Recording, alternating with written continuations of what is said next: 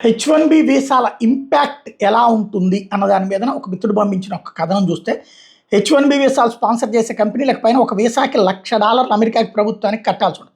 అలాగే ఆ వీసా మీద వచ్చి అమెరికాలో ఆ ఉద్యోగి ఎన్నేళ్లు పనిచేస్తుంటే అన్నేళ్ల పాటు ఏడాదికి $1,00,000 రుసుము సదరు H1B స్పాన్సర్ చేసిన కంపెనీ అమెరికాకి కడుతున్నాడు.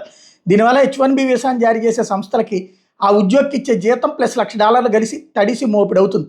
H1B వీసా ద్వారా పై దేశస్తులను అమెరికాలోకి తీసుకుని రావడం బదులు ఓ సాధారణ అమెరికన్ పౌరుడే అదే నైపుణ్యం నేర్పే బాధ్యతను అమెరికా కంపెనీలు తీసుకునేలా నర్మగర్భంగా అయినా చర్యని ట్రంప్ తీసుకున్నాడు. ట్రంప్ ప్రభుత్వం తీసుకునే నిర్ణయంకి ఎక్కువ ఎవరికి అమెరికా కళలు చెదిరిపోతాయో అందరికీ విదితమే. ఈ H1B వీసా ప్రోగ్రామ్ని 77% వాడేసుకుంటుంది మన భారతీయులు. 11% H1B వీసాలను ఉపయోగించుకుంటూ చైనా 2వ స్థానం ఉంది. అమెరికాలో జరిగిన ఈ మార్పులను చూసి వెంటనే మన దేశంలో ఉన్న విదేశీ కాముక పౌరులు వెంటనే తమ అమెరికా ప్రత్యామ్నాయ విదేశీకాలను ఖండం మొదలుపెట్టేస్తారు. ఇంతవరకు బాగానే ఉంటుంది. విదేశాల్లో తప్ప మన దేశంలో మంచి జీవితం దొరకదనే ఆలోచన మన దేశ పౌరులకు ఎందుకు వస్తుంది అనే ఆలోచన మన దేశ నాయకత్వం ఎందుకు చేయడం లేదు? దక్షిణ భారతదేశం మహారాష్ట్ర, గుజరాత్, పశ్చిమ బెంగాల్లో ఉన్న ఏ రాష్ట్ర ముఖ్యమంత్రి దగ్గరికి వెళ్ళినా వాళ్ళ అభివృద్ధి అనే మాటల్లో అమెరికా ఊడిగం అనేది మీకు స్పష్టంగా కనబడుతుంది. ఇక మన ప్రధాని మోడీ గారు ఈ అమెరికా ప్లస్ విదేశీ ఊడిగానికి సంబంధించినటువంటి బ్రాండ్ అంబాసిడర్ కావడం విశేషం. మన దేశంలో కంటే ఆఫ్రికా వంటి దేశాల్లో సైతం జీవిక బాగుంటుంది అనే స్థాయి నమ్మకం మన దేశంలో ఎక్కువ మంది నైపుణ్యం గలగడం గల కారణాన్ని మనం కొంత చూస్తే మన దేశంలో డిగ్నిటీ ఆఫ్ లేబర్ అనే మానసిక స్థితి లేదు. అందువల్ల ఓ సాఫ్ట్వేర్ ఇంజనీర్ సంపాదన కంటే క్యాబ్ డ్రైవర్ సంపాదన స్వేచ్ఛ ఎక్కువైనప్పటికీ మన సమాజం నెలకి $20,000 వేరే ఎవడో దయాదక్షిణాల మీద బతికే తెల్ల కాలర్ కూలీనే గౌరవంగా చూస్తుంది. అది ఒక పెద్ద సామాజిక రుగ్మత.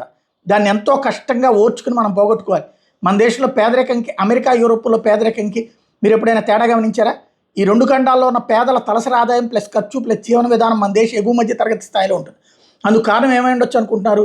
ఈ 2 దేశాల్లోనూ ప్రజల కనీస అవసరాల బాధ్యతను స్టేట్ తీసుకుంటుంది.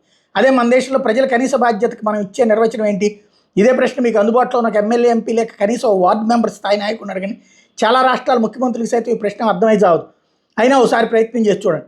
మన దేశ అభివృద్ధికి సంబంధించిన నిర్ణయాలు సహేతుకమైన ఆలోచన విధానం కలిగిన ప్రొఫెషనల్ టీమ్స్ తీసుకో. కాంక్రీట్కి కనరబొగ్గుకి తేడా అర్థం చేసుకోలేని ఒక రాజకీయ నాయకుడు ఎక్కడ ఎప్పుడు రోడ్లు వేయాలి, ఏ ప్రాంతాల్లో విశ్వవిద్యాలయం కట్టాలి, విద్యా విధానంలో ఏ సమయంకి ఏ మార్పులు తీసుకుని రావాలి వంటి మౌలికమైన అభివృద్ధి నిర్ణయాలు తీసుకుంటాడు. అది కూడా ఎన్నికల సమయంలో వచ్చిన ఏ లాజిక్కి నిలబడడం ఒక వాగ్దానం కోసం మొత్తం వ్యవస్థను భ్రష్టు పట్టించేస్తాడు. అన్నిటికంటే మన దేశంలో ప్రధానమైన లోపం మనం ప్రపంచీకరణ అర్థం చేసుకుంటున్న విధానం. రాజకీయ, వాణిజ్య, వర్తక పరంగా ఒక నిర్ణయం తీసుకునేటప్పుడు ప్రతి నాయకుడు క్రింద తెలిపిన స్టెప్స్లో ఆలోచన చేస్తున్నాడు లేదో మీరు ఒకసారి గమనించగలరు. ఈ పని లేక నిర్ణయం తీసుకోవడం వల్ల నా ఊరికి కలిగే ప్రయోజనం ఏంటి? మండలానికి, జిల్లాకి, రాష్ట్రానికి, దేశానికి, చుట్టుపక్కల సరిహద్దు పంచుకుంటున్న దేశాలకి, మన ఖండంకి, ఆ తర్వాత మొత్తం ప్రపంచానికి వరుసలో ఉండే స్కేల్ ఆఫ్ విధానంలో చేసిన ఆలోచనలు మాత్రం ప్రపంచీకరణ నేపథ్యంలో వచ్చి ఒడిదుడుకులను ఎదుర్కొని నిలబడతాయి. చైనా, రష్యా, కొన్ని ఉత్తర యూరప్ దేశాలు ప్రపంచీకరణ ఈ ఫిల్టర్స్నే ఆలోచిస్తున్నాయి లేదో చూస్తున్నాయి. మరి మన దేశ వ్యాపార, వాణిజ్య, వర్తక, రాజకీయ, విద్యా, వైద్య రంగాలు మహామహులు ఎలా మన దేశంలో ప్రపంచీకరణ చూస్తున్నారు? ఆ దేవుడికే తెలియాలి. నేను నిపుణులు అని పేర్కొన్నది కేవలం సాంకేతిక కూలీలు మాత్రమే కాదు.